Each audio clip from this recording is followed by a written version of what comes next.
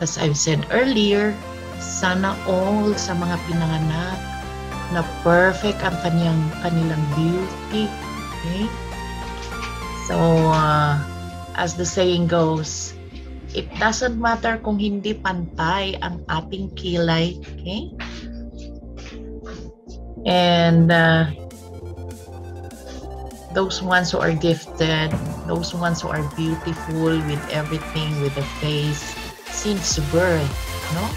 Sana all talaga. But for us, we really have to enhance our self. Yan.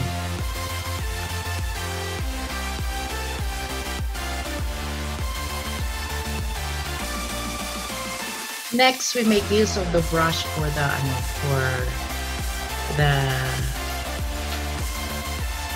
eyebrow.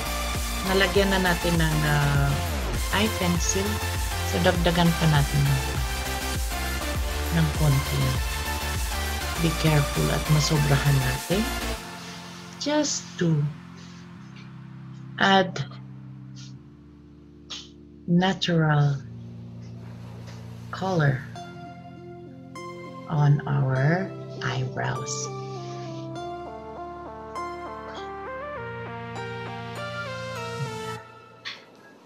Okay, so nasobrahan na yata. So we make use of the brush. Ito, make use of this one. Okay, to fix it.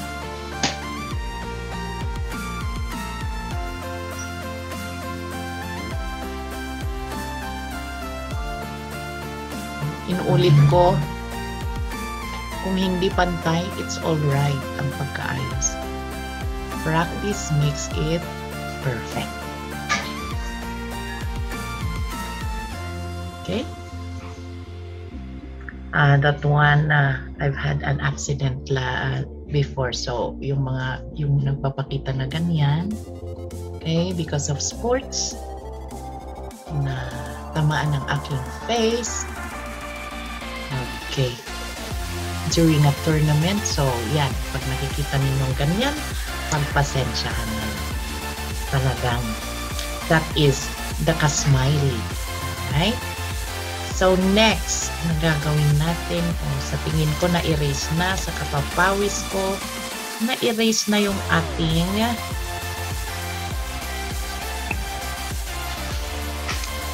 contour sa ating ilong. So once again, tignan natin.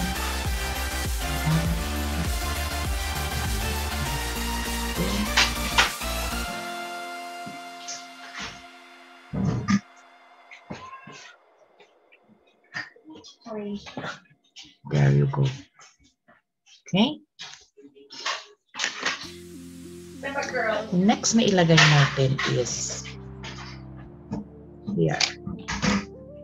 A little of whitish something sa ating top of the nose para ipakita na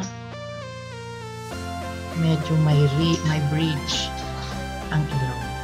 Can you see? Okay, sa side view. Right? Kaya may sinasabing retouch kasi pag magpawis, lalong-lalo na ako, okay? But usually, once na nag-makeup ako, hindi na ako nagre-retouch kasi syempre, it takes a lot of time, except maybe if we are into some activities that needed us to retouch. Pero pag lumabas ako, ganun na lang ang pan ko. Pag nagpawis, punas-punas na lang. Ayan.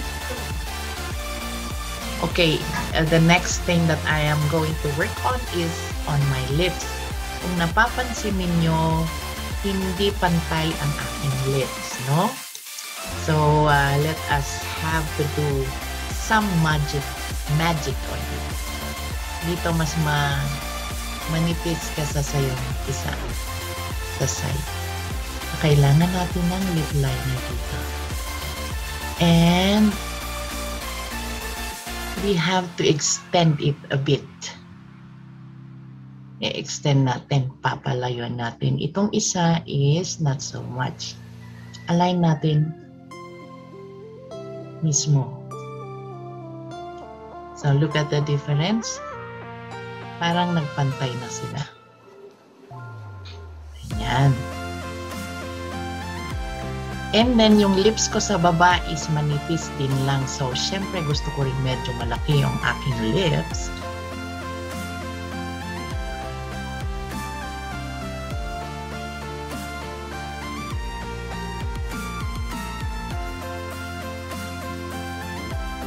Iwan ng konti.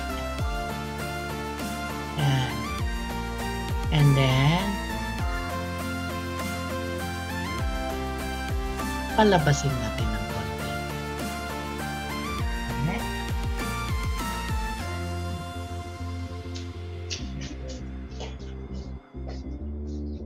Now, ganyan na ang ating itsura sa lips natin. So, we will have to add something na simple lang.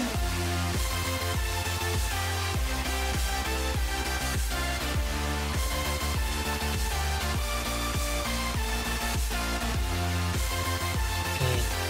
Kaya may lip liner para we are not going beyond that line. Okay?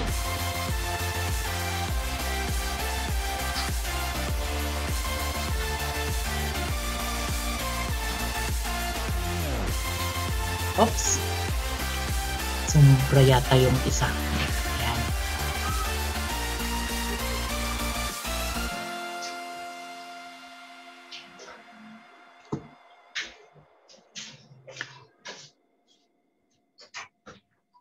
Practice makes it perfect. As I've said, kung hindi nyo gusto ang kinalabasan, then it's up to you. Kaya may tissue para palitan natin. For me, I'm a bit satisfied with this one. Tapos, I do make use of matte. Ang color nito is malabo na yung mata ko. Number 2. NU number 2.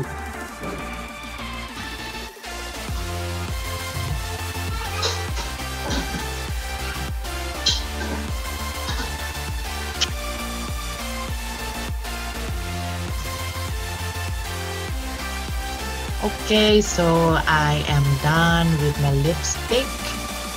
As I've said, kung may kamali at hindi nagustuhan ang outcome, may tissue naman dyan at papalitan.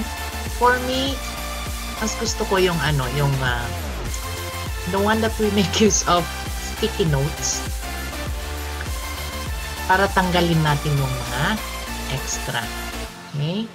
So kung sumobra ang tulis sa kabila, ayusin natin. Okay? Yan. And tanggalin na natin ang ating hair clamp. Iayos na natin yung hair natin the way we would like it to be. Kung gusto mong ganyan, bahala ka na. Okay? Kung ganyan, yan. Alright? So it's up to you kung ano ang gusto mong pag-aayos ng hair mo. Depending on the mood. So, I am done with my makeup tutorial. Happy Women's Day. Okay. Kalimutan ko pa ng pag meron din kayong powder, okay? Pressed powder na gamitin pag nagpawis after making use of tissue. Pressed powder. Yan. Okay. Dab lang daw. Pataas ang gawin natin, huwag pababa para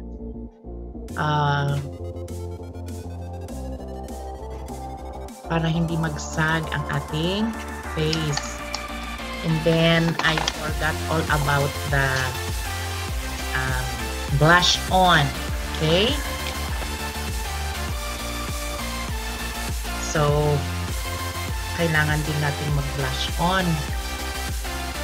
natural, mostly ang mga cordilleran sa kanilang blush on, lalo na pag kasi natural lang na lumalabas yung ating mga cheeks, mga red cheeks natin, okay?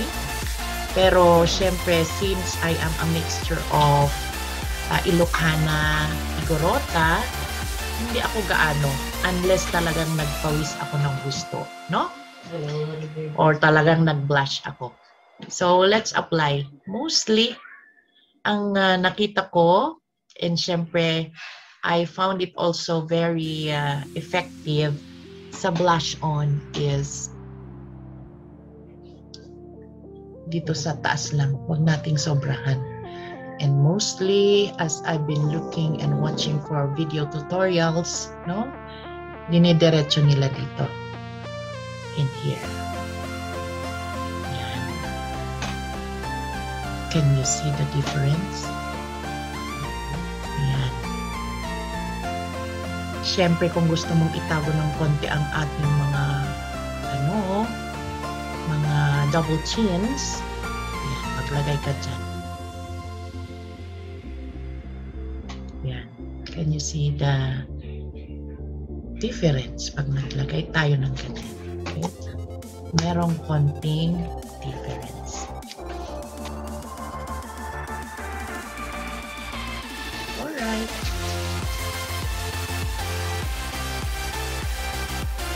So, ito na yung inayos ko na yung hair ko at saka ganyan na ang kinalabasan. So, I hope you like it. I hope may natutunan ka sa aking tutorial.